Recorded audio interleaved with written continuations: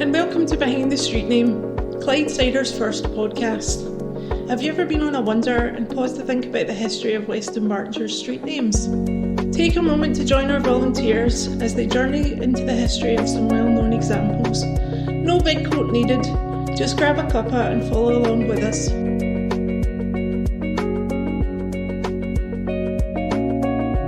So Agamemnon Street fascinated me because it's got 4 syllables to its name, and it sounded quite like the song Agadoo, so I thought I'm going to research Agamemnon Street.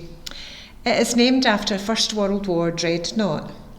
The battleship was called after the HMS Agamemnon that was built by Beardmore's shipyard in Dalmuir. This was a Clyde shipyard, and it was famous for building First World War dreadnoughts and a lot of other things that they diversified into. I read about aircraft and arms, but they only lasted for 25 years apparently. The dreadnought was named after King Agamemnon from Greek mythology, and he was famous for being arrogant and a very proud leader in the Trojan War. Hence, Agamemnon was deemed a good name for a battleship. It was very positive connotations of being steadfast and resolute. There are only 2 sandstone tenements remaining in Agamemnon Street. The rest, I presume, to have been destroyed in the Blitz, because I think it was a built-up street in a built-up area, as far as I know.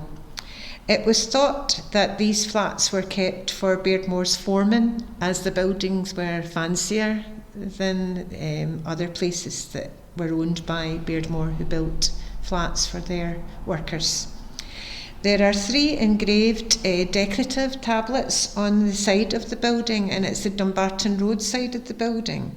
There's a wee fancy sort of ornate finial on the roof, an oval ornate finial on the roof, but there are 3 tablets on the side, and one depicts the date of the HMS Agamemnon, which was 1906, the initials of the Beardmore Company, and the ship belching smoke. There's also the Park Bar, Thomas McKendrick's hair salon, Agamemnon Street plots, and the Golden Jubilee is at the foot of Agamemnon Street. Nowadays, the street is very well known as the access route to the hospital, and there's signage directing you along Agamemnon Street towards the Clyde, which is at the very bottom of Agamemnon Street. The sadness and the shame behind the street is that in 1938, Turners opened an asbestos producing factory here, despite warnings about this toxic, highly toxic substance. The factory had 320 employees at its peak, and I read that they actually played football on a pitch that was made out of asbestos ash.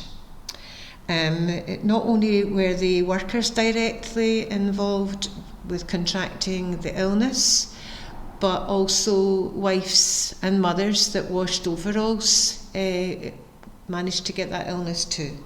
The factory continued until the 1970s. So that is the tale of Agamemnon Street, and I hope you enjoyed it. Thank you.